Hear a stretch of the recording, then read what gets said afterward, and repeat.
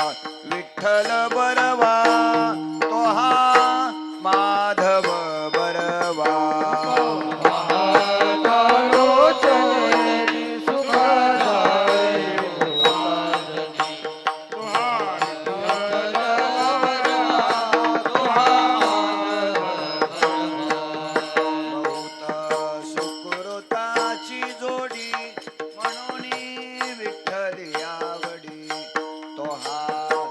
विठ्ठल बरवा तो हा माधव बरवा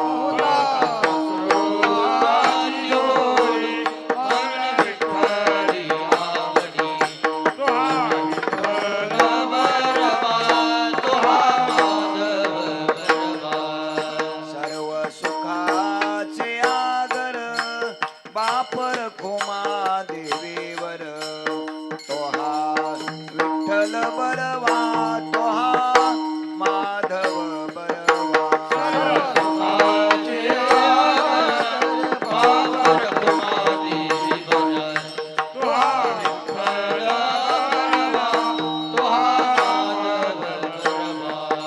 जय जय राम कृष्ण हरी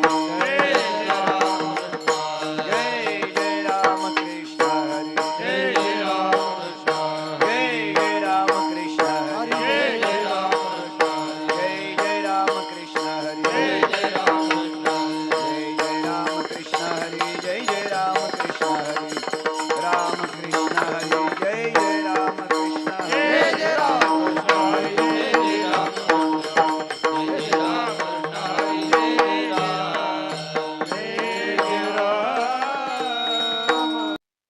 सांगता हे नये सुख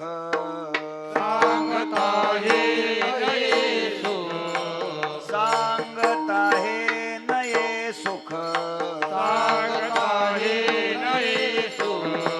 कीर्ती मुख न पुरे कीर्ती मुख न पुरे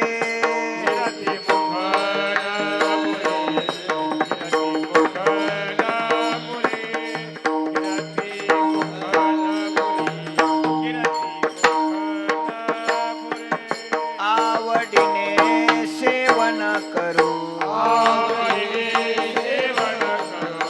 आवडीने सेवन करू जीवेचे धरू जीवेच जीवेचे धरू जीवेच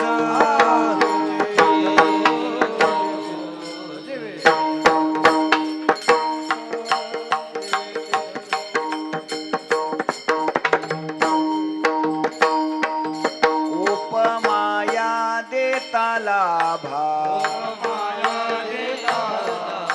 उपमाया देता लाभा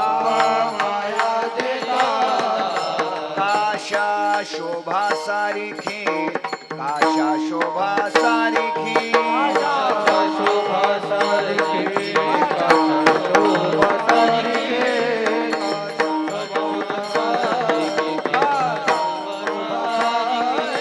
आवडीने सेवन करू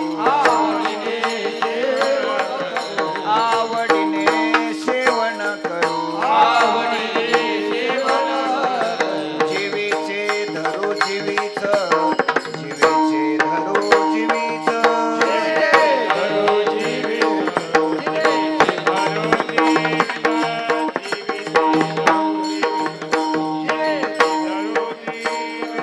तुका म्हणे नुचली डोई तुका म्हणे नुचली डोई ठेविले पायी संताचे ठेविले पायी संताचे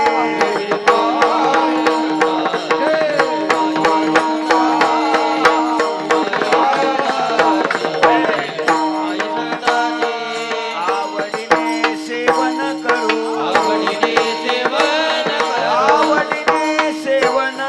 आवडीने सेवन करू जीवीचे धरू जीवीच जीवीचे धरू जीवीच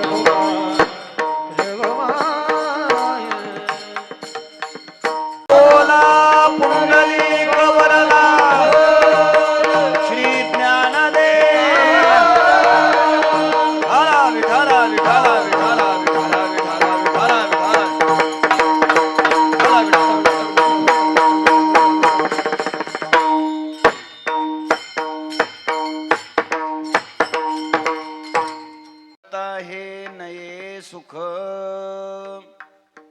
सांगत आहे नये सुख, कीर्ती मुख न पुरे, आवडीने सेवन करू, जीवेचे धरू जीवीच, उपमाया देता लाभा. पहिल्यासारखं राहू दे. काशा शोभा सारिखी, आवडीने सेवन करू, जीवीचे धरू जीवीच. तुका म्हणे नुचली डोई, तुका म्हणे नुचली डोई,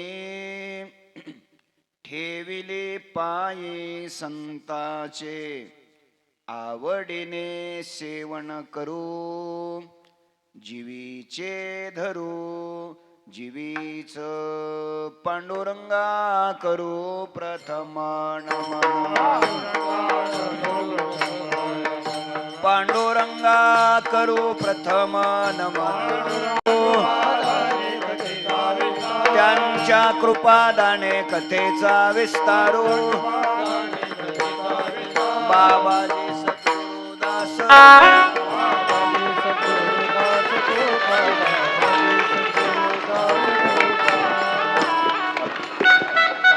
माझी.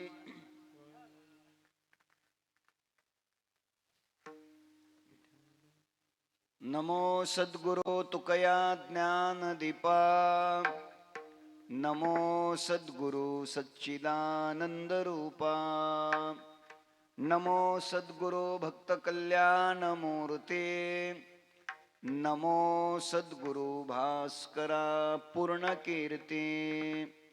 शेवे लागी सेवक झालो, तुमच्या लागलो निज चरणा, अहो स्वामी तुकया देवा यावरी नका.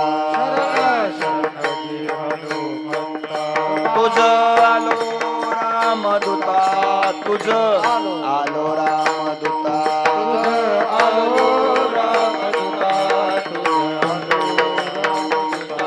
तुझ आलो रामदूता,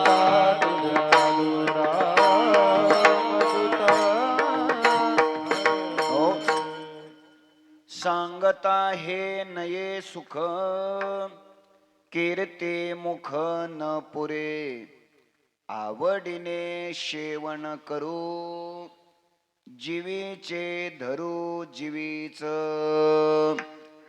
अनंत कृपा विभूषित विश्ववंद्य विश्वसंत संत श्रेष्ठ जगद्गुरु श्री तुकोबाराय यांच्या अभंग गाथेतील संतपर प्रकरणातील 4 चरणाचा अभंग सेवेकरिता घेतलेला आहे.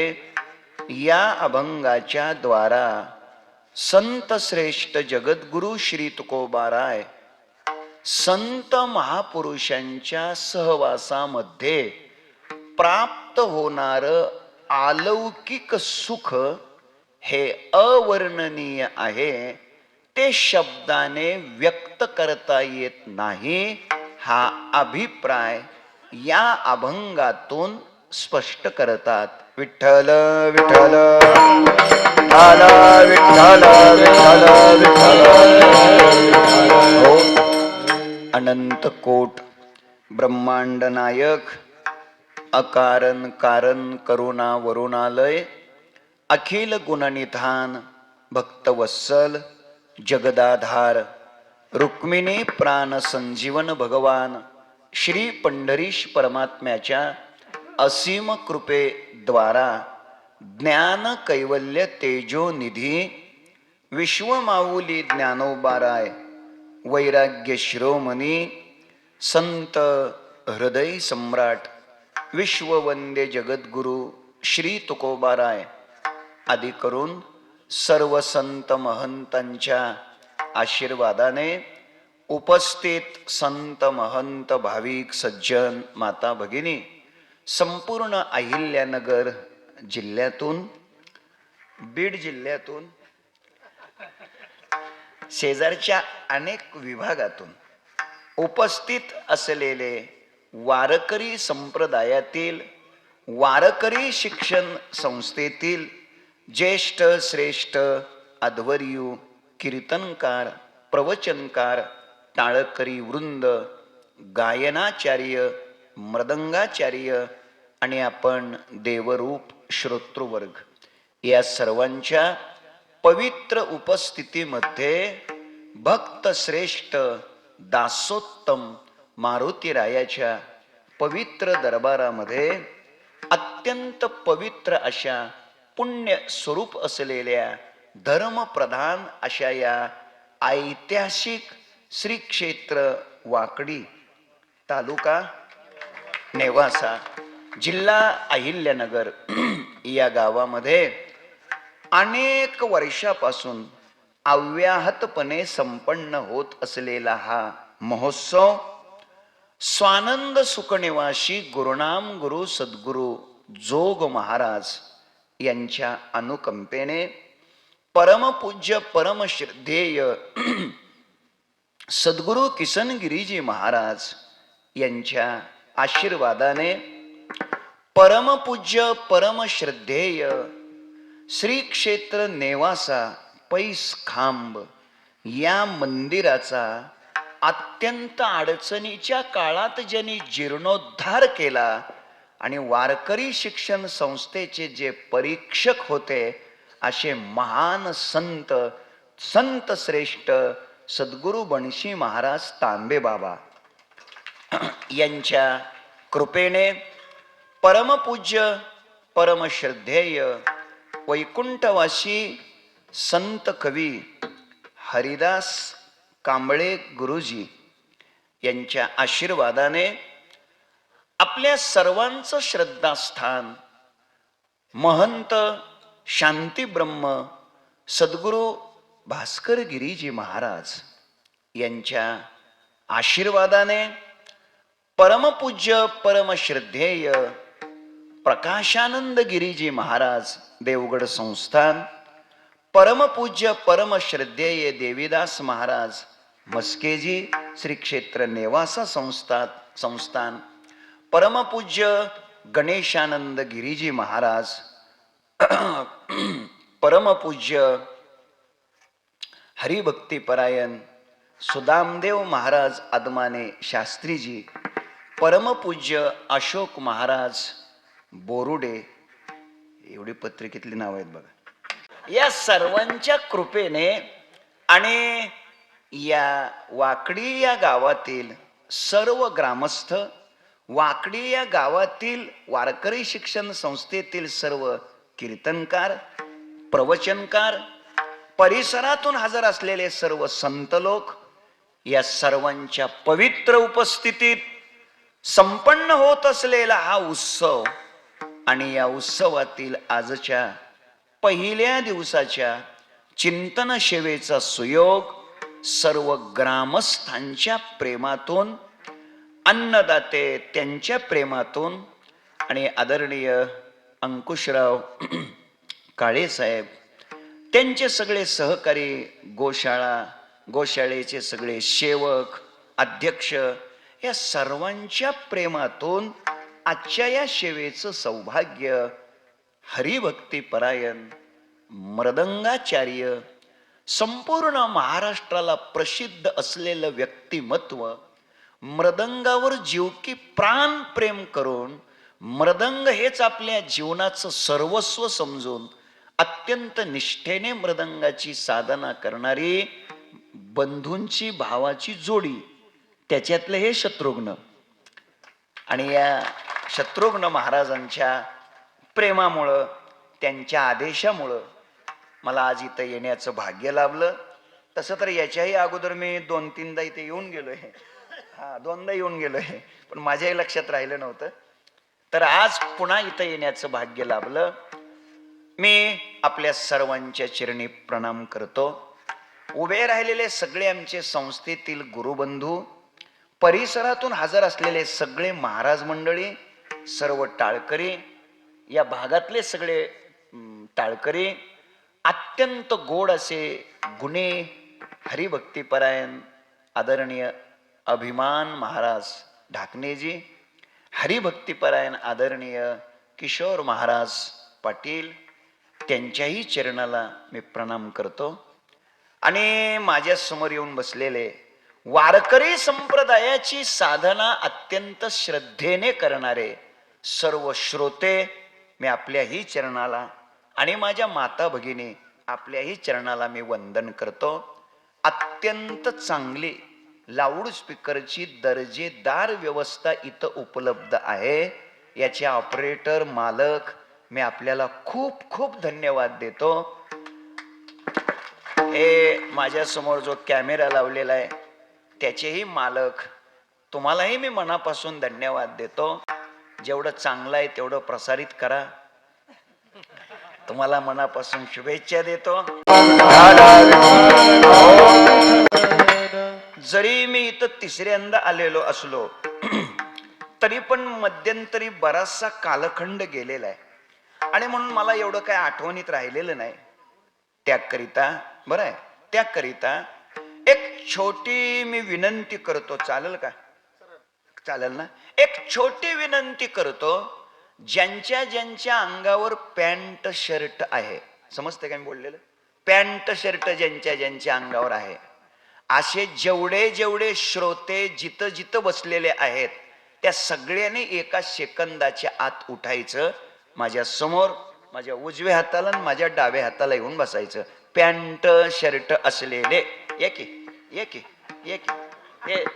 तुम्ही पंचांग पाहून मुहूर्त पाहून पेरणी करता. पंचांग पाहून मुहूर्त पाहून पेरणी करता. काय होय म्हणता राव? अहो पेरणी करताना काय पंचांग बघून आणि मुहूर्त बघून पेरतात होय? लक्ष नीट द्या, लक्ष नीट द्या. जर जर मुहूर्त पाहून पेरलं असतं तर तुकोबारायाच्या गाथेत ते चरण आलंच नसतं. मडे झाकोनिया करीती पेरणी.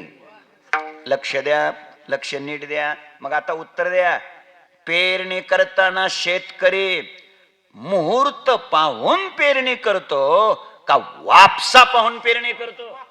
बोला. वापसा पाहून पेरणी करतो. शहाणा शेतकरी वापसा पाहून पेरणी करतो. नाही कळलं अंकुशराव साहेब? शहाणा शेतकरी वापसा पाहून पेरणी करतो. समजलं ना आता? हे पुढं बोलवलेले जे लोक आहेत का महाराज, हे लोक म्हणजे वापशाला आलेली जमीन आहे. आणि मला आता खात्री आहे या वापशावर पेरलेलं वाया जाणार. आता तुम्हाला सगळ्याला विनंती करतो, कीर्तनात जेव्हा जेव्हा विठ्ठल विठ्ठल म्हणण्याची संधी येईल तेव्हा मुखानं विठ्ठल विठ्ठल म्हणा. टाळी वाजवण्याची संधी येईल तेव्हा हातानं टाळी वाजवा. तुम्ही इमानदारीनं भजन करा. मी इमानदारीनं बरोबर 10ला सोडतो. तुमच्याकडून बेईमानी झाली, तुम्ही जर मोठ्यानं विठ्ठल विठ्ठल नाही म्हणालात, मोठ्यानं टाळी नाही वाजवली, तर मग 11:30 सुद्धा वाजू शकतात. आणि त्याकरता मोठ्या प्रेमानं सगळेजण भजन करा. विठ्ठल विठ्ठल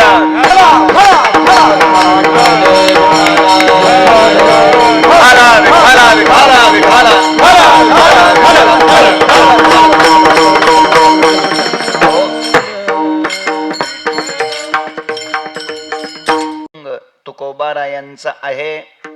महाराज या अभंगातून संत महात्म्यांच्या सहवासामध्ये प्राप्त होणार जे सुख आहे ते सुख अवर्णनीय आहे. ते शब्दाने प्रगट करता येत नाही, हा अभिप्राय या अभंगातून स्पष्ट करतात. लक्ष द्या. साधूचं जीवन, महात्म्याचं जीवन, संतांचं जीवन हे त्याच्या शारीरिक आकारावरून ठरत नसतं, तर हे त्यांच्या कार्यावरून ठरत असतं. ऐका. शरीराचा आकार एखाद्या वेळेस लहान असला तरी चालेल, परंतु कार्य मात्र महान असलंच पाहिजे. चांगलं आहे का? प्राकृतिक, भौतिक, लौकिक शरीराचा आकार कसाही असू द्या, निकृष्ट असू द्या, परंतु त्या व्यक्तीचं कार्य मात्र श्रेष्ठ महान असलंच पाहिजे. अजून सोपं करतो. बघा, आपण कोणत्या घराण्यात जन्माला आलो, कोणत्या जातीत जन्माला आलो, कोणत्या गावात जन्माला आलो, याला शून्य किंमत आहे. आपण जन्माला आल्यानंतर आपण काम काय करतोय याच्यावरच आपल्या जीवनाची उंची अवलंबून आहे. आणि म्हणून माझी आपणास विनंती आहे, शरीराचा आकार लहान असला तरी चालेल, पण कार्य मात्र महान असलं पाहिजे. कधी कधी असं असतं, शरीराचा आकारच बलदंड असतो आणि कार्य मात्र नगण्य असतं.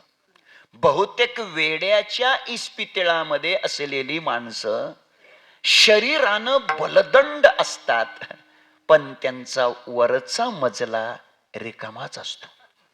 लक्ष चांगलं द्या.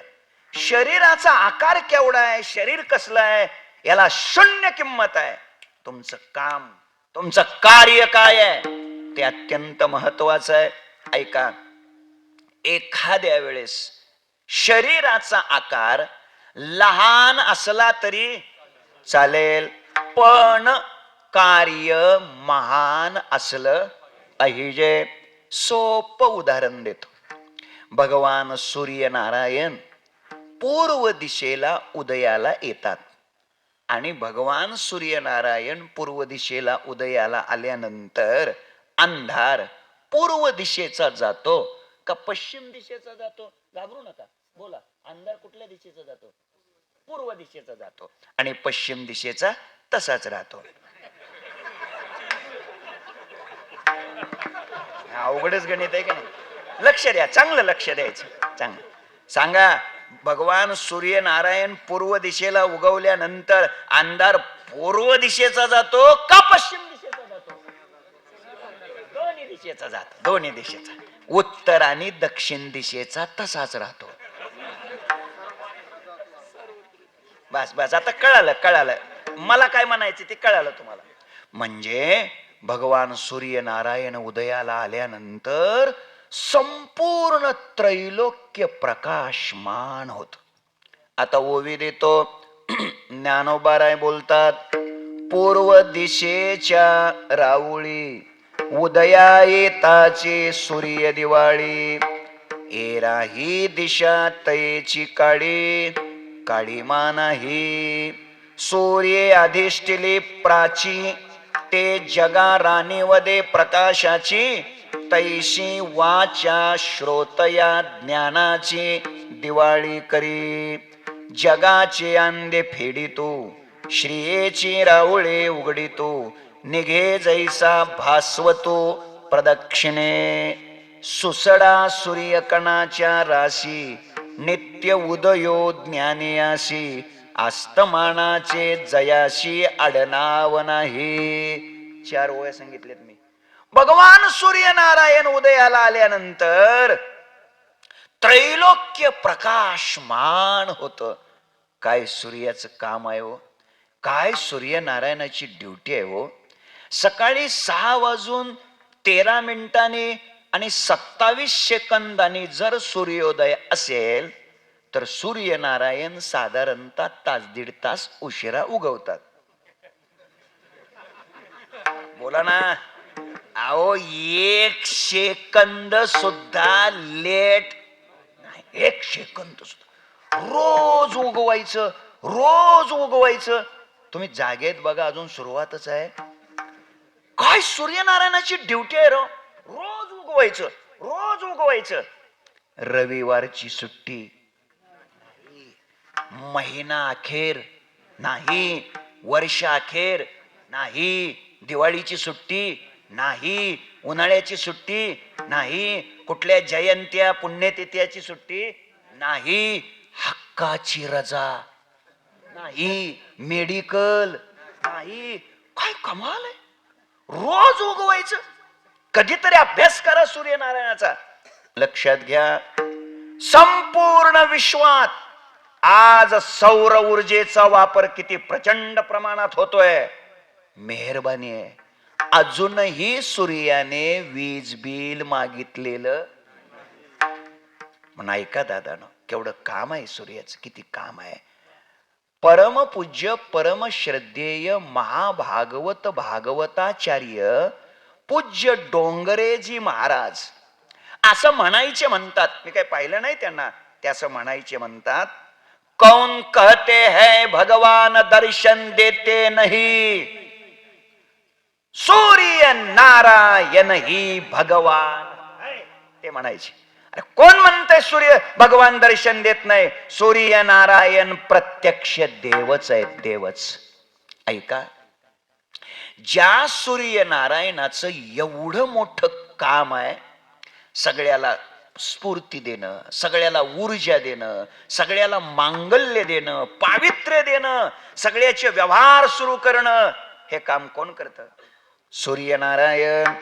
आणि मग संपूर्ण त्रैलोक्याला प्रकाश देऊनही त्यांचा प्रकाश शिल्लक राहतो.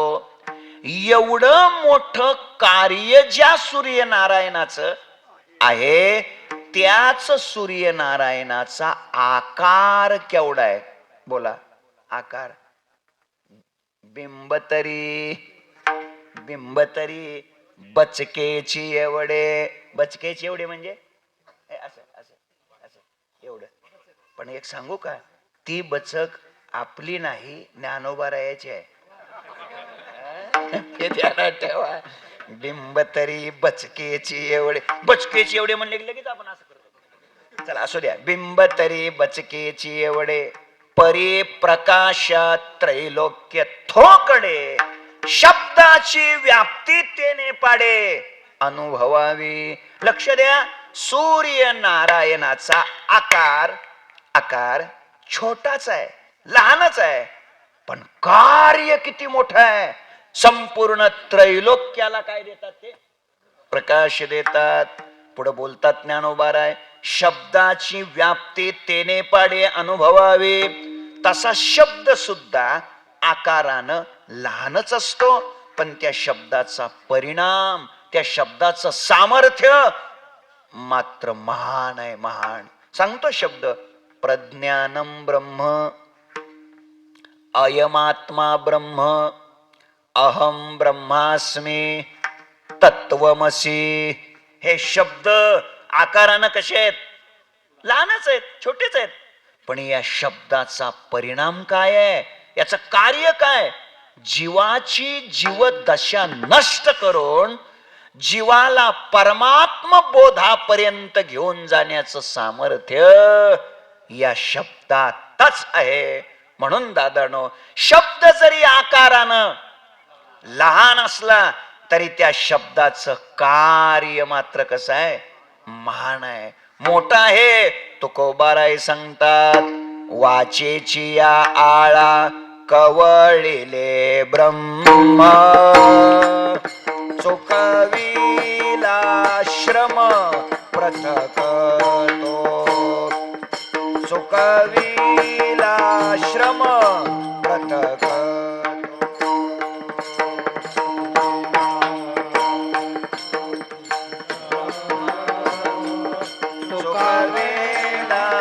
श्रम पृथक.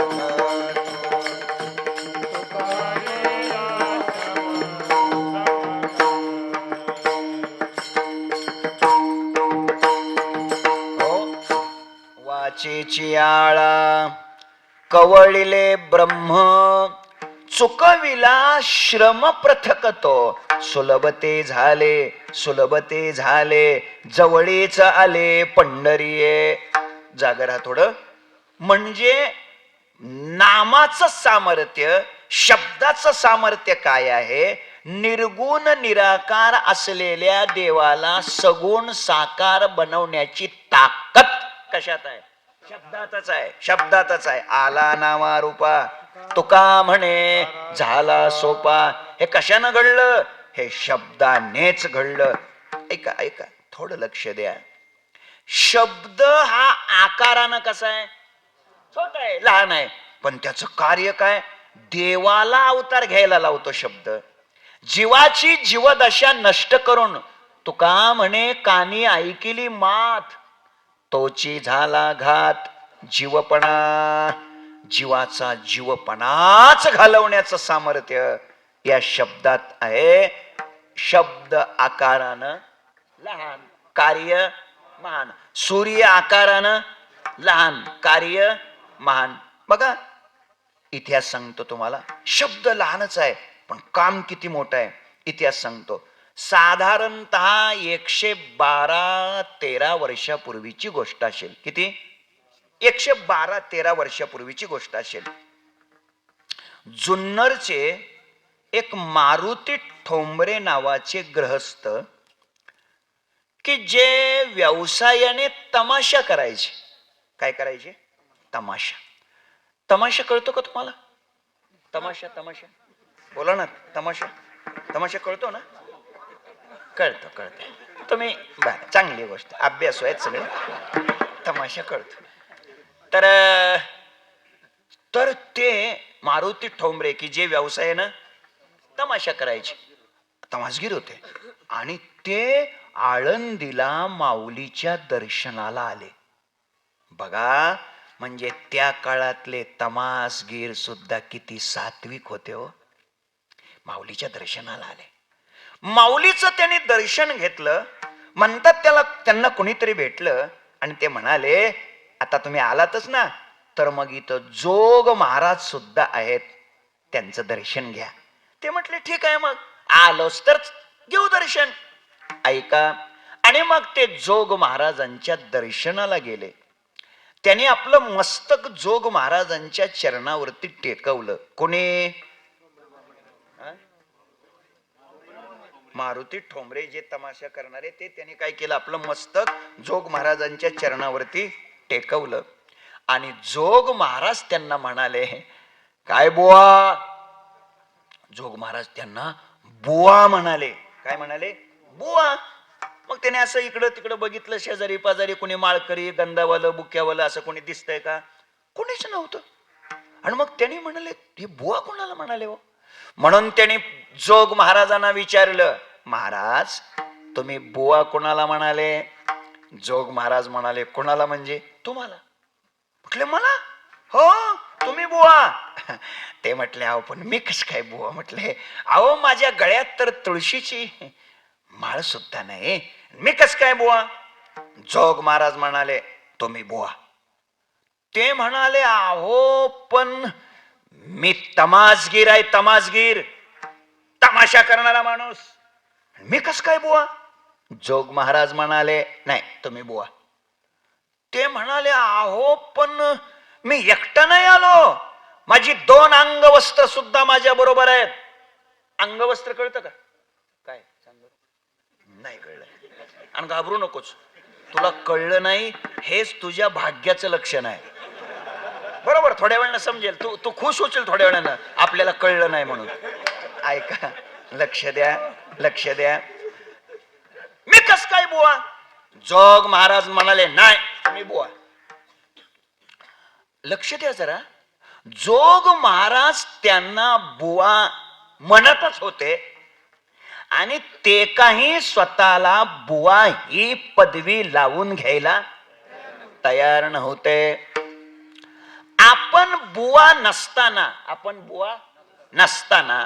आपण स्वतःला बुवा कस काय म्हणून घ्यायचं, हे तमासगिराला कळत होत.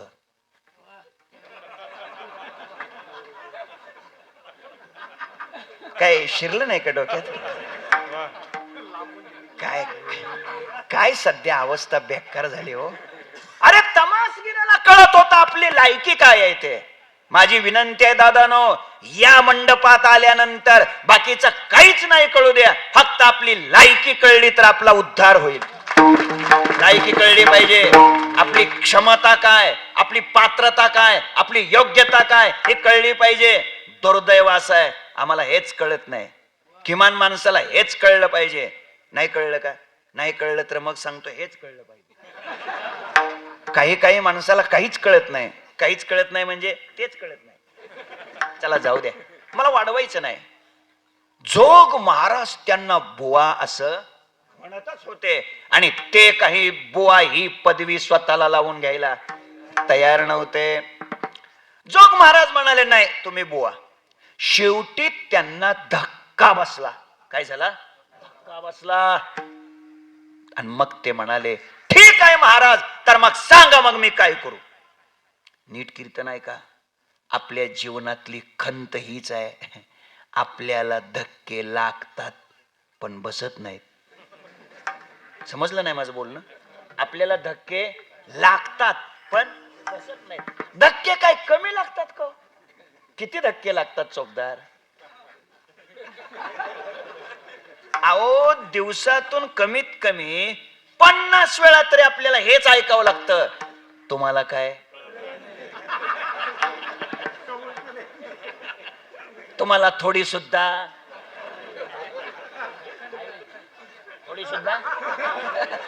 अक्कल नाही.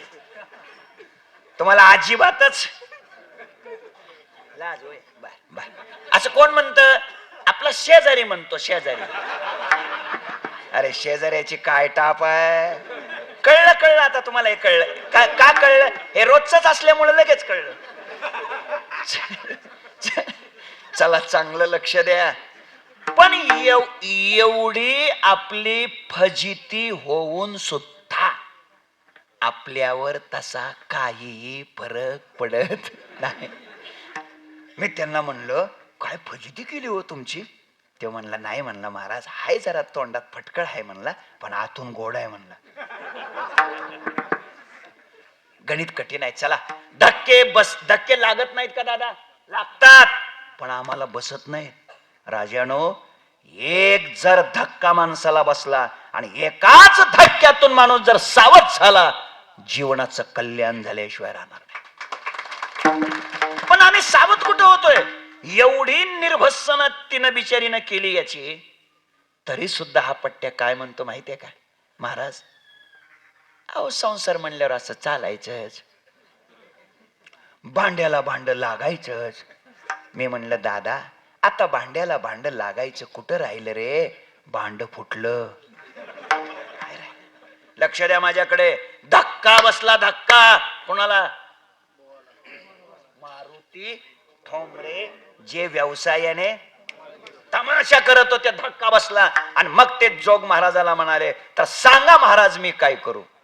जोग महाराज म्हणाले काही नाही, एक माफीनामा लिहा, क्षमा याचनेचं पत्र लिहा आणि माऊलीच्या समाधीवर ठेवा आणि माऊलीची माफी मागा. त्याने एक पत्र लिहिलं, माऊलीच्या समाधीवरती पत्र ठेवलं, साष्टांग दंडवत माऊलीला घातला आणि त्या दोनही अंगवस्त्रांना सांगितलं आता तुम्ही दोघीही जणी इथून निघून जा. आजपासून तुम्ही दोघीही जणी माझ्या माय बहिणी आहात. कळलं का आता अंगवस्त्र? लक्षात. आणि सगळं जीवन त्यांनी माऊलीला समर्पित केलं. अजान वृक्षाखाली बसून ज्ञानेश्वरीची 1008 पारायण त्यांनी केली.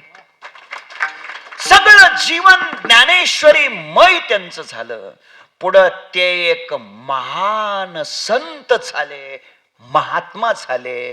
आणि त्या मारुती महाराज ठोंबरे यांनी आणि आळंदीचे मारुती महाराज गुरव यांनी, या दोन मारुती रायांनी सद्गुरु जोग महाराजांना वारकरी शिक्षण संस्था स्थापन करण्याचा आग्रह धरला. आणि त्यांच्या आग्रहापोटी चैत्र शुद्ध प्रतिपदा 1917 साली वारकरी शिक्षण संस्थेची स्थापना झाली. आणि म्हणूनच मी आज तुमच्या समोर बोलतोय. हे लक्षात ठेवा.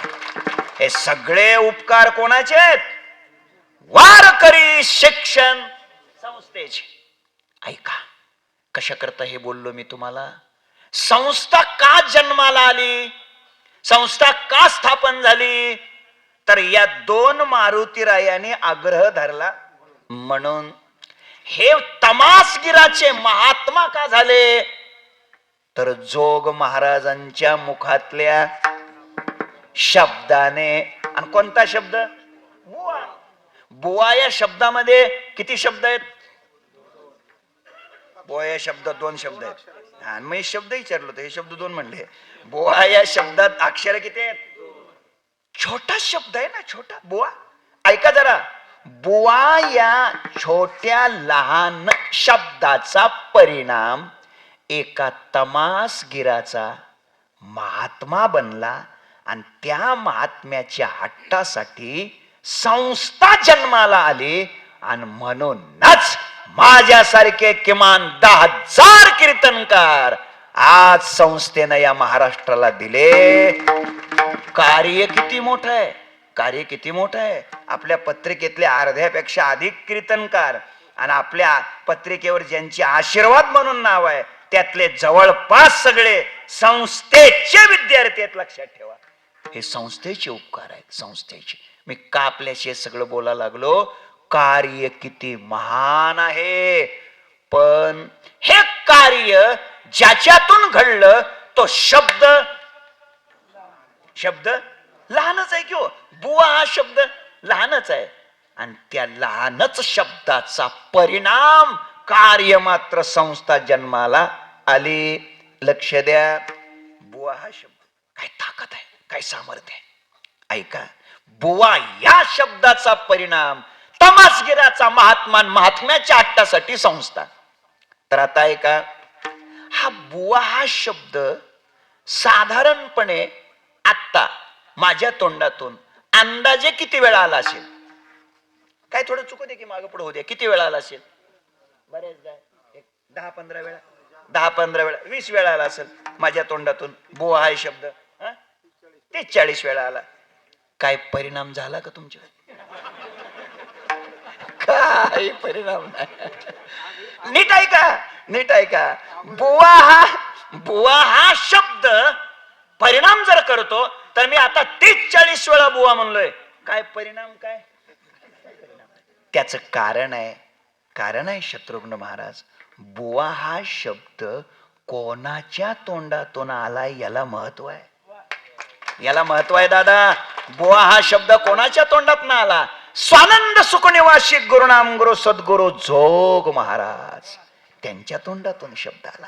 आता ओवी देतो, शब्द कोणाच्या तोंडातला आहे याला महत्व असतंय. आता 17व्या अध्यायातील सात्विक आहाराचं वर्णन करताना ती ओवी आहे, फार गोड ओवी आहे. ऐका, ज्ञानोबाराय सांगतात, तैसे गुरुमुखीचे अक्षरू अंगे साने परिणामे थोरू तैशी अल्पी जी अपारू तृप्ती राहे. काय गोड बोलतात ज्ञानोबाराय. तैशे गुरुमुखीचे अक्षरू. अक्षर कोणाच्या मुखातून बाहेर पडलं पाहिजे? गुरुच्या मुखातून.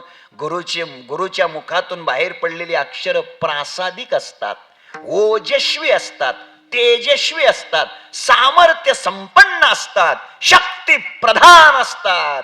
आणि ते अक्षर अंगे साने म्हणजे आकारानं लहान, परिणामी थोरू म्हणजे कार्य मोठं. याच न्यायाने मोठं कार्य काय संतांच्या जीवनातलं कार्य आहे? ऐका, संतांच्या सहवासामध्ये प्राप्त होणार जे सुख आहे हे सुख अलौकिक आहे. हे सुख शब्दाने प्रगट करता येत नाही. हे सुख सांगता येत नाही. हे तुकोबाराय अभंगाच्या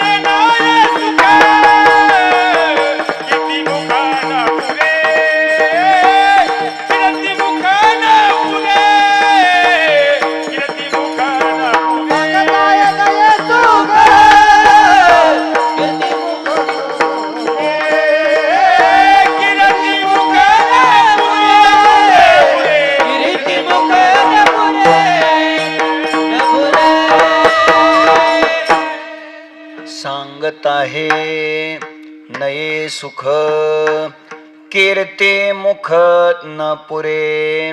अभंगाच्या पहिल्या चरणामध्ये जगद्गुरु संत श्रेष्ठ श्री तुकाराम महाराज संतांच्या सहवासामध्ये प्राप्त होणार जे सुख आहे ते सुख सांगता येत नाही हे सांगतात. म्हणजे तुकोबाराय काय सांगतात? सांगता येत नाही हे. आता मी तुम्हाला काय सांगणार आहे? हे सुख का सांगता येत नाही, हे सुख का सांगता येत नाही हे मी तुम्हाला सांगतो. म्हणजे मी तुम्हाला आता काय सांगणार आहे? सांगता येत नाही हे. आता सांगता येत नाही हे सांगितल्यावरच कळेल ना. सांगितल्याशिवाय कसं काय कळणार आहे काय सांगता येत नाही? लक्षात घ्या. आता म्हण सांगता हे नये सुख, हे सुख सांगता येत नाही. का सांगता येत नाही? चला, सर्वसाधारणपणे सांगता न येण्याची 3 कारण असतात. सर्वसाधारणपणे सांगता न येण्याची 3 कारण असतात. पहिलं कारण माहित नसणं. बरोबरच सांगतोय मी काय चुकीच सांगतो? पहिलं कारण काय? माहित नसल्यावर सांगायचं काय? दुसरं कारण जे सांगायचंय त्या क्षेत्रातल्या शब्दाचं दारिद्र्य असलं की सांगता येत नाही. किती कारण झाली? 2. आणि तिसरं कारण सांगण्यासारखं नसणं. नाही का लक्षात आलं? म्हणजे माहित असतं पण ते सांगण्यासारखं नसतं. कळलं आता? किती कारण सांगितली मी? सांगता न येण्याची 3. पहिलं कारण माहित नाही. आता माहित नसल्यावर कसं सांगायचं सांगा ना? माहित नसल्यावर एक गुरुजी होते, गुरुजी, आणि ते सेवानिवृत्त झाले. काय म्हणतात त्याला? हा, रिटायर. मराठीत त्याला रिटायर म्हणतात. बरोबर. आता माझं काय चुकलं होतं बरं? मी सेवानिवृत्त व्यवस्थित म्हणलो होतो का नाही? त्यांनी याला रिटायर केलं बघा. असू द्या. तर ते सेवानिवृत्त झाले आणि मग त्या निमित्तानं त्यांचा सत्कार ठेवला होता. मग सत्कार वगैरे झाला. मग आता त्यांच्या विषयी कुणीतरी बोललं पाहिजे ना. आता कोणी बोलायचं? मग एकदम बोलवा का? तो सारखा बोलतो म्हणे, चौकात बसून सारख्या गप्पा मारतो, त्याला बोलवा. गेले लोक त्याच्याकडे. रामभाऊ चाल, काय गुरुजींचा सत्कार केलाय आणि आता त्यांच्याविषयी तू काहीतरी सांगायचं. तो म्हणला नाही जमणार. का? अरे मला माहितच नाही, मी काय सांगू? नाही, तू सारखाच बोलतो, चाल. तो म्हणला मी बोलतो पण बसून बोलतो. ऐका, बसून गप्पा हाणणं लय सोपं असतंय. इथं उभा राहिल्यावरच कळतंय काय होतंय ते.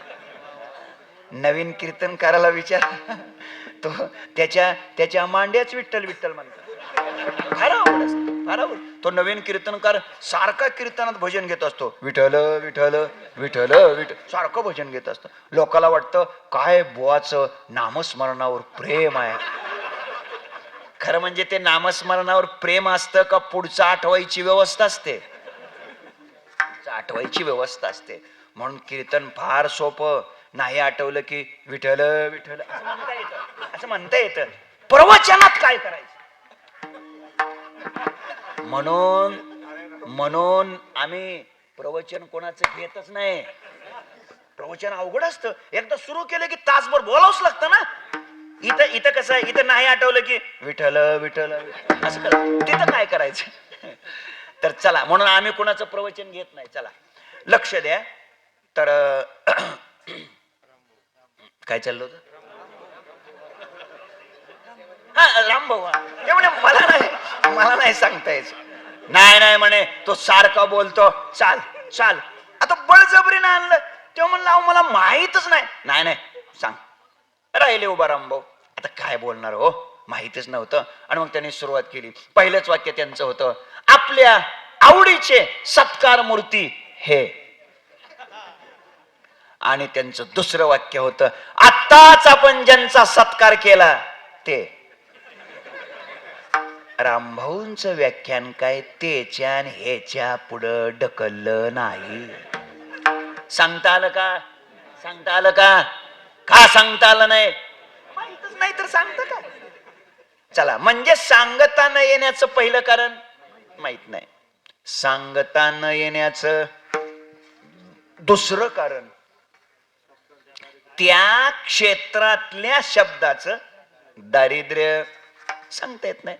बघा, आता अलीकडे कीर्तन संपल्यानंतर कीर्तनकाराचे आभार मानण्याची सध्या एक नवीन पद्धत सुरू झाली. खरं म्हणजे जुन्या काळात ते नव्हतं. 15-20 वर्षापूर्वीचा काळ जुन्या लोकांना विचारा, होतं का ते पूर्वी? काय नव्हतं ते पूर्वी. 20 वर्षापूर्वी ते नव्हतं. कशा करता आभार मानायचे? अहो, कीर्तनकार हा समाजाचा सेवक आहे. कीर्तनकार हा देवाचा सेवक आहे. सेवा करणं हे त्याचं काम आहे, कर्तव्य आहे. आभार मानायचे काय? कशासाठी आभार मानायचे?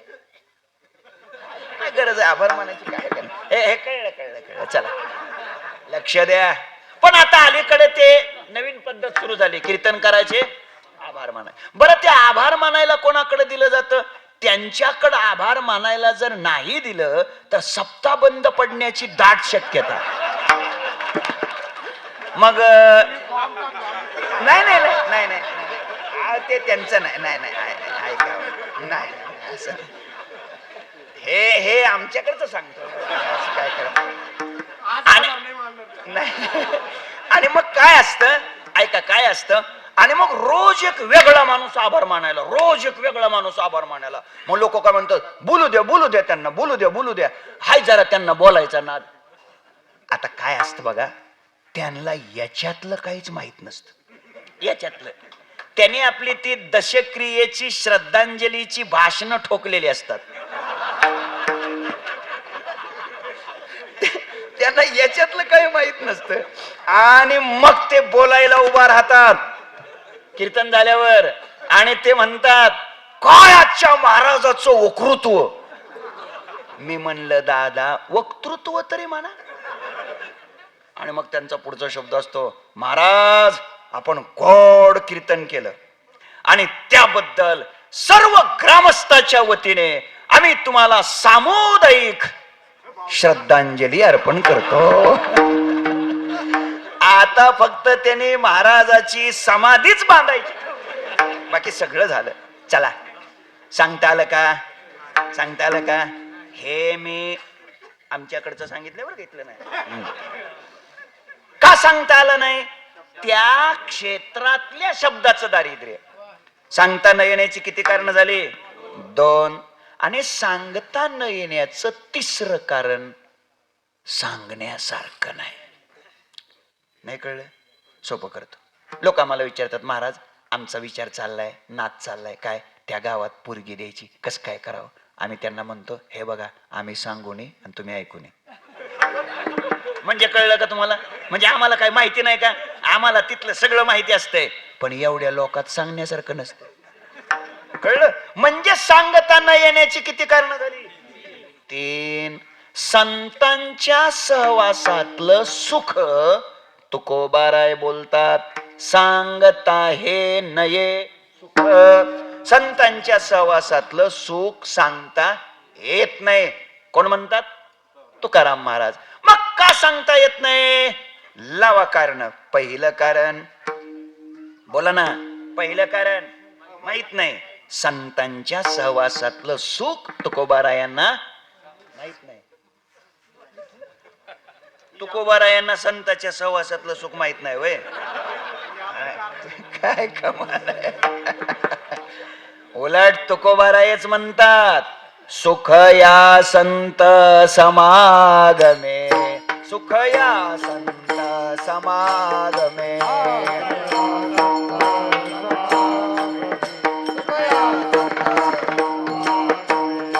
नित्य दुनावे तुझिया नामे नित्य दुनावे तुझिया नामे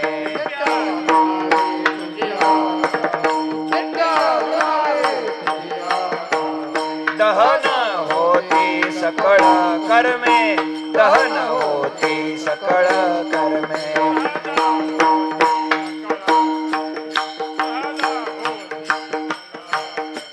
सर्व काळ प्रेमे डुलत सो सर्व काळ प्रेमे डुलत सो म्हणून नाही काही चिंता म्हणून नाही काही चिंता म्हणून नाही काही चिंता नाही काही म्हणून नाही काही चिंता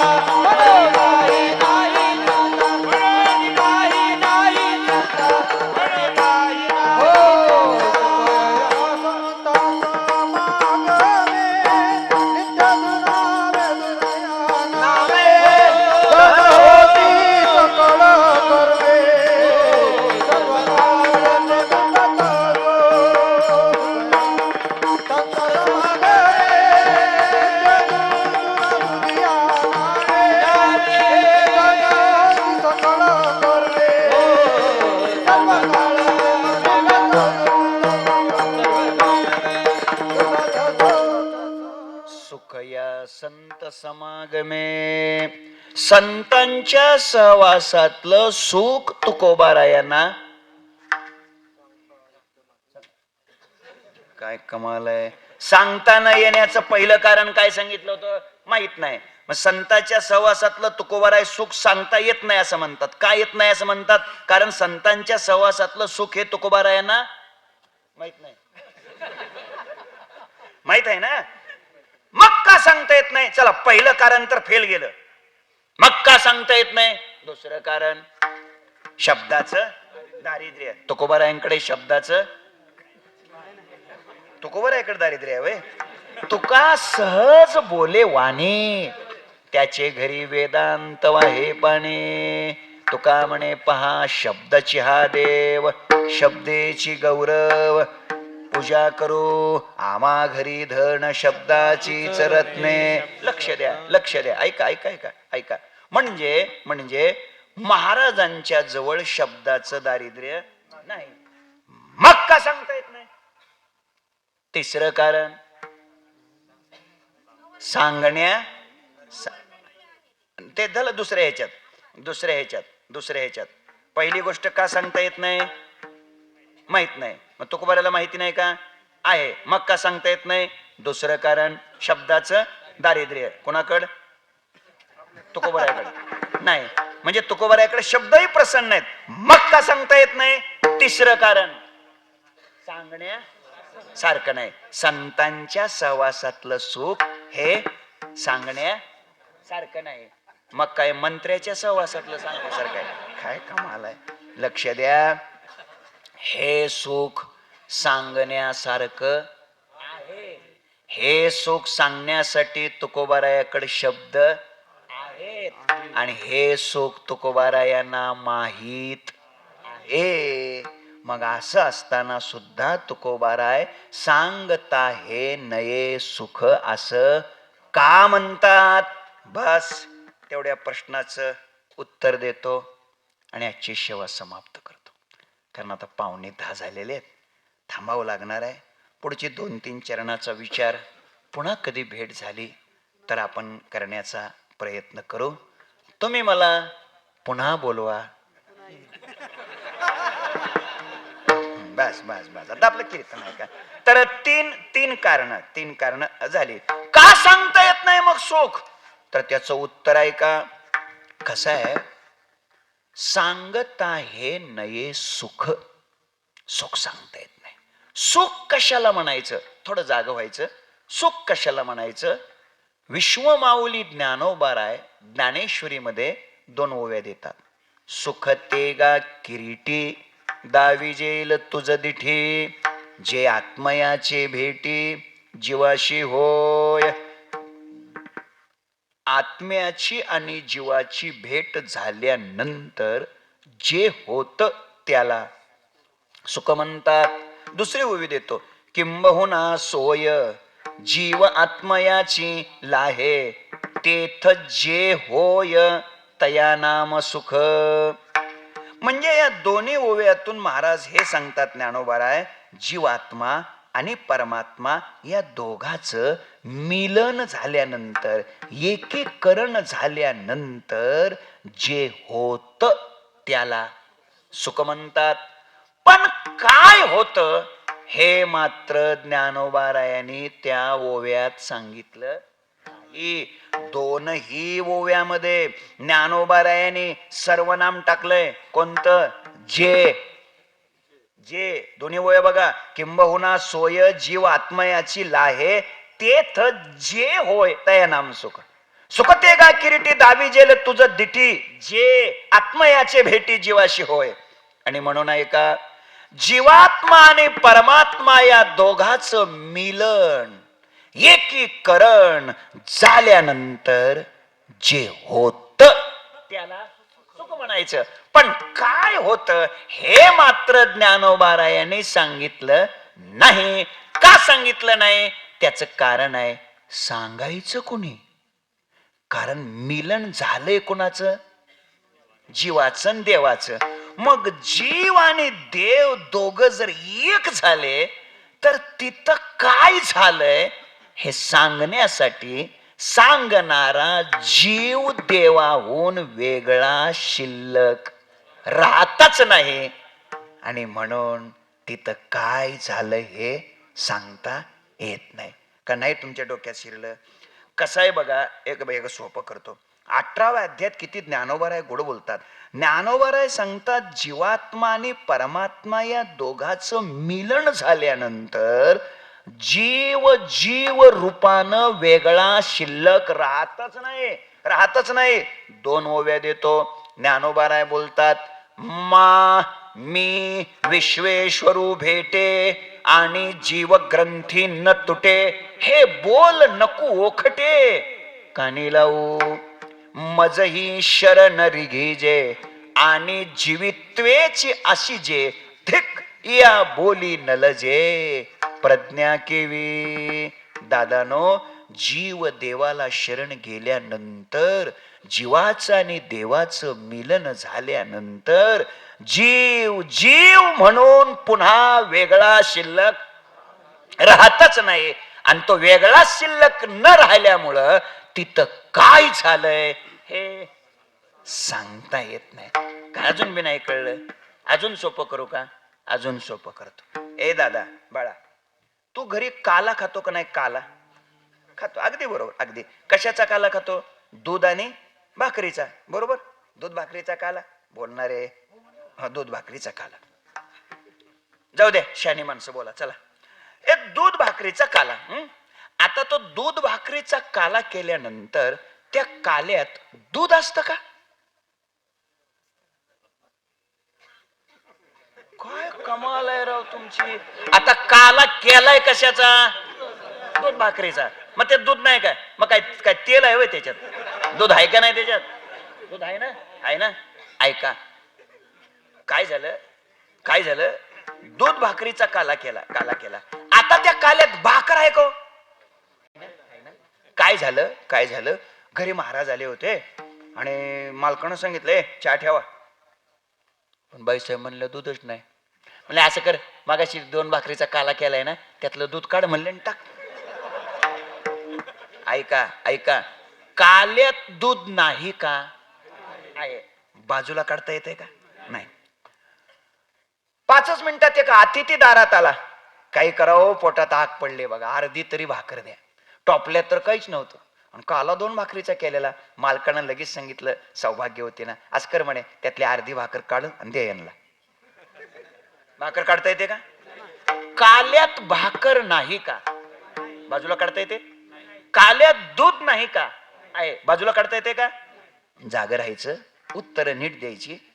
आता तिथं दूध दूध राहिलं भाकर भाकर राहिली नाही, भाकर भाकरपणाला विसरली, दूध दूधपणाला विसरलं. राजानो लक्ष द्या, सामान्यपणे दोन जड पदार्थाचं मिलन झाल्यानंतर, दूध जड आहे, भाकर जड आहे, दोन जड पदार्थाचं मिलन झाल्यानंतर ते जर एकमेकापासून वेगळे राहतच नसतील, बाजूला निघतच नसतील, तर सच्चिदानंद असलेला परमात्मा आणि चैतन्य स्वरूप असलेला जीवात्मा या दोघांचं मिलन झाल्यानंतर त्याच्यातून जीव वेगळा निघेलच कसा. आणि म्हणून म्हणून वेगळा जीव शिल्लक राहतच नसल्यामुळं तिथं काय झालंय हे सांगता येत नाही. सांगता हे नये सुख. किती झालं उत्तर? एक झालं उत्तर. आता शिक. असे 35 उत्तर द्यायच्यात. घाबरू नका, घाबरू नका. अजून 2-3च द्यायच्यात. दुसरं उत्तर देतो. का सांगता येत नाही? दुसरं उत्तर असं आहे, साधक जेव्हा आपल्या आत्मस्वरूपापर्यंत पोहोचतो तेव्हा साहजिकच त्याचे शब्द संपलेले असतात. विश्वमाऊली ज्ञानोबाराय बोलतात, माझ्या श्री गुरु निवृत्तीनाथाने मला अशा अवस्थेपर्यंत नेऊन ठेवलंय, आता ती अवस्था मला शब्दात बोलता येत नाही. ओवी देतो, किंबहुना श्री निवृत्ती तिये ठेविलो असो जिये स्थिती, ते काय देऊ हाती वाचीचिया. सांगता हे नये सुख. किती उत्तर झाली? 2. तिसरं उत्तर देतो, सांगता का येत नाही. ऐका, तिसरं उत्तर असं आहे, वैकुंठवाशी प्रातस्मरणीय माधव महाराज मगर, सुरजखेडकर, परभणीकर, जुन्या लोकांना माहित आहेत. ते असं म्हणायचे, ऐका काय म्हणायचे, ते असं म्हणायचे, आपण देवाच्या जवळ चाललो, आपण देवाच्या जवळ चाललो हे ठरवायचं कशावरून? त्याचे काही निकष असतात. त्याचे काही निकष असतात. त्याने त्याचे 3 निकष सांगितले. लक्ष द्या बरं का. आपण देवाच्या जवळ चाललो हे ठरवायचं कशावरून? त्याचा पहिला निकष, आपलं जेवण कमी झालं पाहिजे. दुसरा निकष, आपली झोप कमी झाली पाहिजे. आणि तिसरा निकष, आपलं बोलणं कमी झालं पाहिजे. या 3ही निकषाच्या बाबतीत मी 100% नापास आहे. पहिला निकष, झोपले, जेवण कमी झालं पाहिजे. आता विचारा सरपंचांना, काय कसं जेवलो मगाशी? ओ अध्यक्ष, कसं जेवलो? जबरदस्त जेवलो की नाही? हे कंटाळले, ते काही जेवले नाही, हे तर लय कमी जेवले. ऐका, म्हणजे नापास. चला, पुढचा निकष कोणता? झोप कमी झाली पाहिजे. त्याच्या तर 100% नापास. 5 वाजता यांच्या घरी आलो आणि 5 ते 6:30 झोपलो की नाही? कधी बी झोपतो आपण, 100%. वादच नाही, वादच नाही. म्हणजे त्याच्यात सुद्धा काय झालं? नापास. आणि तिसरा निकष कोणता? बोलणं कमी झालं पाहिजे. 200% नापास. काय ते तर भांडवल आहे, त्याच्यावर तर चाललंय. सकाळी एका गावात बोलायचं, संध्याकाळी एका गावात बोलायचं. काय? लक्ष द्या, आपण देवाच्या जवळ चाललो याचे 3 निकष. पहिला निकष, जेवण कमी झालं पाहिजे. दुसरा निकष, झोप कमी झाली पाहिजे. आणि तिसरा निकष, बोलणं कमी झालं पाहिजे. पण माधव महाराज मगर असं म्हणायचे, पण हे 3ही निकष आरोग्य उत्तम असल्यानंतर लावायचे. नाहीतर तुम्ही हे 3ही निकष अतिदक्षता विभागात असलेल्या रोग्याला लावाल. 3ही निकष. पहिला निकष काय? जेवण. आता त्याचं जेवण कमी झालेलं असतं, नारळाच्या पाण्यावरच असतं ते, बरोबर? नारळाच्या पाण्यावरच असतं. दुसरा निकष, झोप. ते झोपतच नाही, असंच बघत बसत. आणि तिसरा निकष, बोलणं कमी झालेलं असतं. अहो ते काय बोलतं त्याच्या तोंडातून आवाजच निघत नाही, काय बोलत काय कळलं का? आणि मग आपण ठरवायचं हे देवाच्या जवळ चाललेले आहेत. बरोबर आहे ना? हे देवाच्या जवळ चाललेलेच निकष आहेत ना. लक्ष द्या जरा नीट ऐका. किती उत्तरे दिली? 3. आणि आता 4थं उत्तर देतो. हे सुख सांगता का येत नाही. 4थं उत्तर देतो. मुका माणूस आहे, मुका, आणि त्याला साखर खायला दिली आणि त्याला विचारलं सांग कशी लागते. बोला, सांगता येईल का? बोला, सांगता येईल का? तुम्ही बोला की, तुम्ही बोला ना. जाऊ द्या, तुमच्यासारख्या बोलक्याच माणसाला साखर खायला दिली आणि विचारलं सांगा कशी लागते. सांगता येईल का? कशी लागते? गोड. किती गोड लागते? किती गोड? जास्त गोड. जास्त गोड. बरोबर बरोबर. जास्त जास्त गोड म्हणजे किती गोड? भरपूर गोड. जास्त म्हणजे भरपूर गोड. बरोबर. मी पुन्हा विचारलं भरपूर गोड म्हणजे किती गोड? त्यांनी सांगितलं पुष्कळ गोड. पण मी पण चिमट सोडली नाही. मी म्हणलं पुष्कळ गोड म्हणजे किती गोड? ते म्हणलं अति गोड. मी पुन्हा विचारला अति गोड म्हणजे किती गोड? ते गेलं वैतागून. ते म्हणलं मांडाळ गोड. आपण पण पुन्हा विचारलं. मी म्हटलं मांडाळ गोड म्हणजे किती गोड? ते फारच वैतागलं. ते म्हणलं बाबा खाऊन बघा मग कळतंय किती गोड. संपला दृष्टांत माझा. श्री क्षेत्र वाकडी, तालुका नेवासा येथे चालत असलेला अखंड हरिनाम सप्ताह आणि त्यामध्ये कीर्तनामध्ये, भजनामध्ये, पारायणामध्ये काय सुख आहे हे इथं येऊन बघा मग कळतंय. हे सांगता येत नाही. आता प्रमाण देतो. आपण काय करावं तर आवडीने जेवण करू, आवडीने जेवण करू, आवडीने जेवण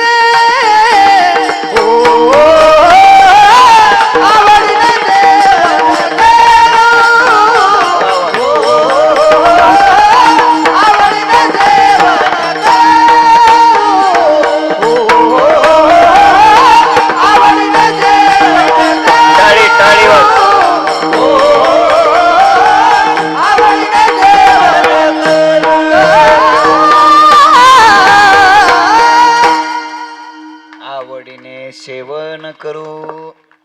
खरं म्हणजे अजून पुढची चाल तुम्हाला लावू दिली नाही. त्याचं कारण आहे याच्या इतकी जर गोड झाली नसती तर मग कस तरी वाटलं असतं. इतकीही गोड झाली. आवडीने सेवन करू जीवेचे धरू जीवेच. 5 मिनिटं राहिलेले आहेत, तेवढ्यात सगळं संपवतो. महाराज सांगतात आवडीने सेवन करू. ऐका, आवडीने जेवण करू नये, सेवन करू. सेवन, शेवण शब्दाचा अर्थ काय? शेवण शब्दाचा अर्थ आहे सेवा करू.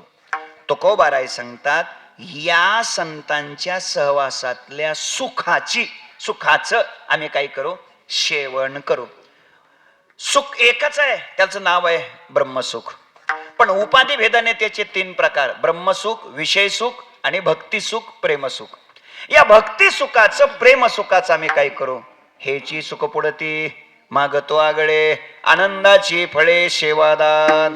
हे सुख आम्ही सेवन करू आणि सेवन करू याचा माऊली सेवन करू याचा दुसरा अर्थ आम्ही संतांची सेवा करू. लक्ष द्या, सेवन करू याचा अर्थ आम्ही संतांची काय करू? सेवा करू. सेवा ऐका दादानो, एका वाक्यात थांबतो. सेवा करायची म्हणजे काय? संताची सेवा करायची, ज्ञानोबरायाची सेवा, तुकोबरायाची सेवा, जोग महाराजाची सेवा करायची म्हणजे नेमकं काय करायचं?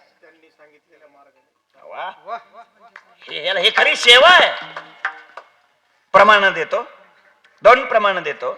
पहिलं प्रमाण, संताची सेवा करायची म्हणजे नेमकं काय? त्याचं पहिलं उत्तर सांगतो.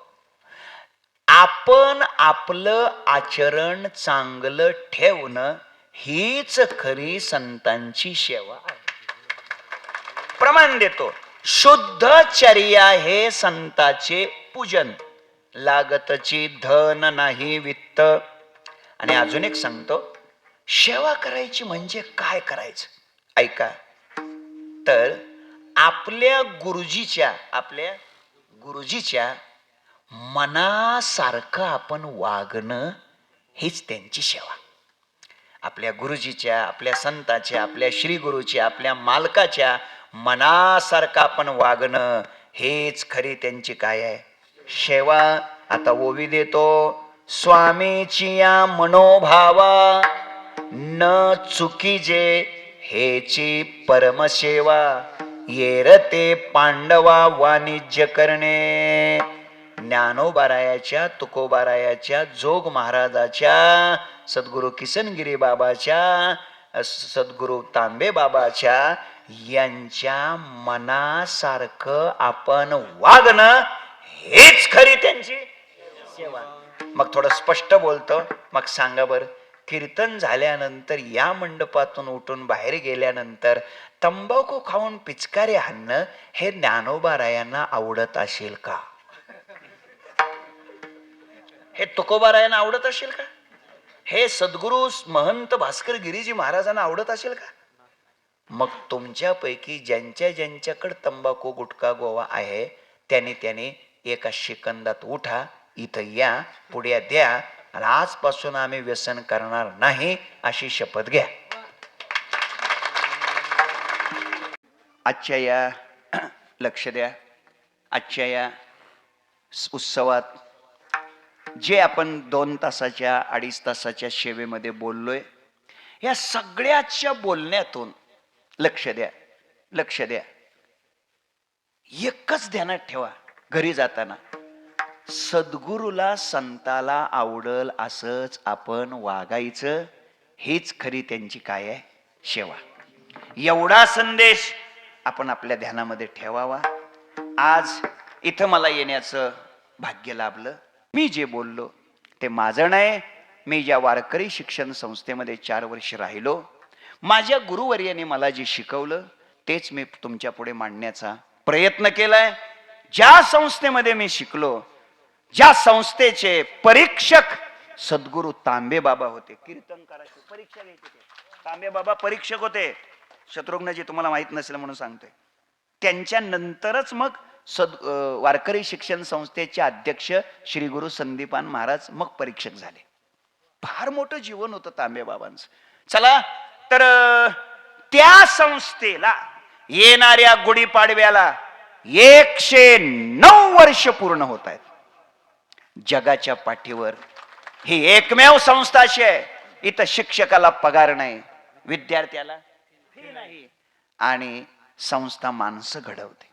आतापर्यंत माझ्यासारखे किमान 10,000 कीर्तनकार, कितीतरी प्रवचनकार, कितीतरी कलाकार, कथाकार, गायक, वादक या संस्थेने महाराष्ट्राला दिले. संस्थेचे महाराष्ट्रावर अगणित उपकार आहेत. मागच्या 9 वर्षापूर्वी संस्थेचे विद्यमान अध्यक्ष श्री गुरु संदीपान महाराज हसेगावकर आणि अवघ्या महाराष्ट्राचे गुरुजी शांती ब्रह्म गुरुदेव कुरेकर बाबा, मारुती बाबा, त्यांनी असं ठरवलं, संस्थेत शिकणाऱ्या मुलांना सकाळी 7 वाजता नाश्ता द्यायचा आणि संध्याकाळी 8 वाजता जेवण द्यायचं.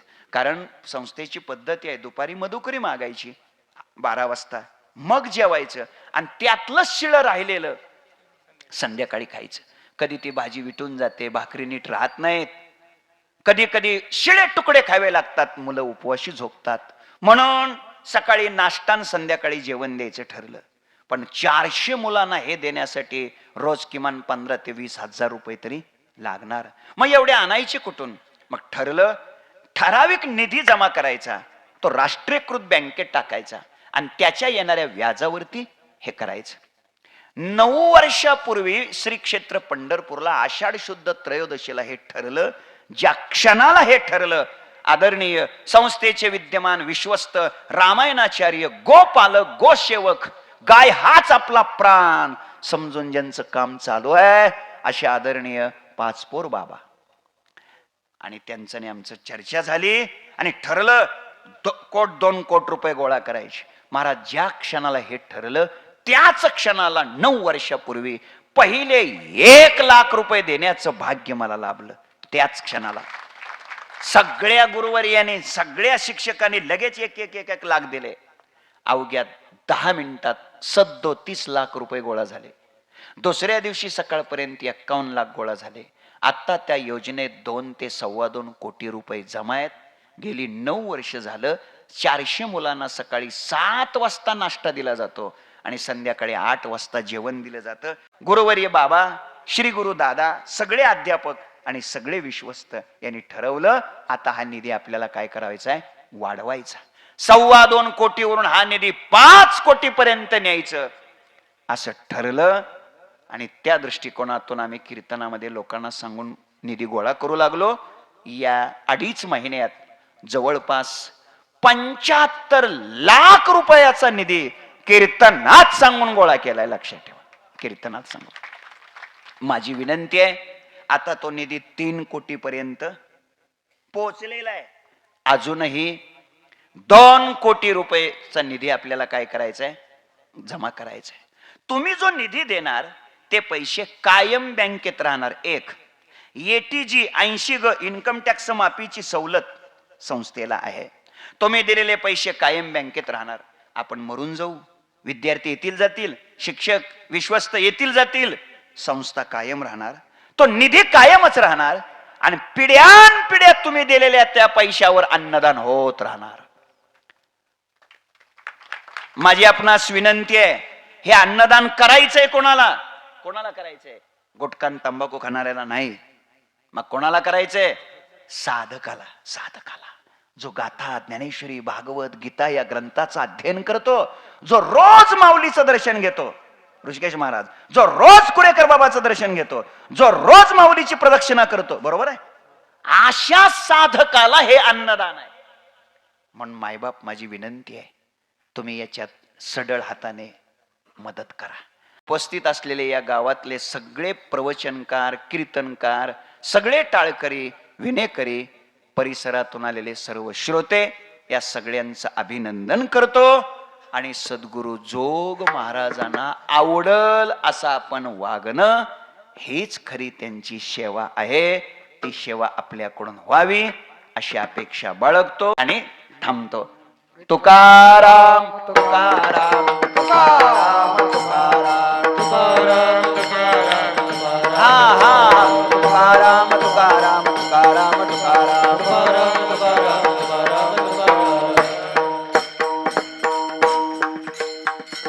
विठ्ठल जय जय विठ्ठल,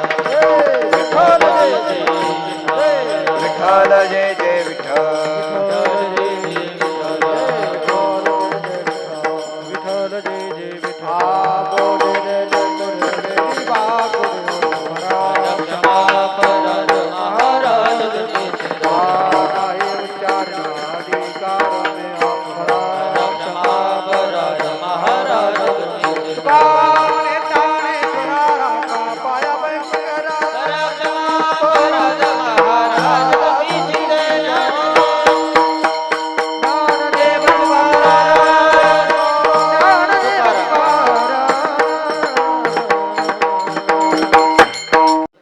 धन्यवाद महाराजजी. श्री क्षेत्र वाकडी अखंड हरिनाम सप्ताह ज्ञानेश्वरी पारायण पहिल्या दिवसाचं कीर्तनरूपी पुष्प आपल्या महाराष्ट्राचं भूषण हरिभक्तपरायण अनिलजी महाराज पाटील, बार्शी, जिल्हा धाराशिव, सोलापूर. तर यांनी आज 2 मिनिटं बस, फक्त जास्त वेळ घेणार, 2च मिनिटं. आजची सेवा त्यांनी केली त्याबद्दल मी ग्रामस्थाच्या वतीनं मनापासून आभार मानतो. महाराजांनी सांगितलं आभार मानले नाही पाहिजे, पण आपलं कर्तव्य आहे. कारण महाराज तुम्हाला आता इथून 400 ते 500 किलोमीटर जायचं आहे, रात्रीचा प्रवास आहे. निश्चित तुमच्या ग्रामस्थाच्या वतीनं मी पुन्हा आभार मानतो. त्याचबरोबर दुपारची प्रवचन सेवा हरिभक्तपरायण गणेशजी महाराज काळे, श्री राम मंदिर वाकडी यांनी केलेले आहे, त्यांचे पण आभार मानतो.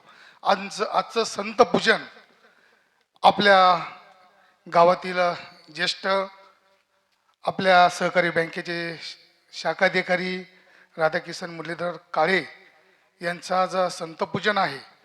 तरी त्यांचे चिरंजीव एक कर्तव्यदक्ष अधिकारी म्हणून आपले प्रकाशजी राधाकिशन काळे हे EPI या ठिकाणी धुळ्यामध्ये काम करतात.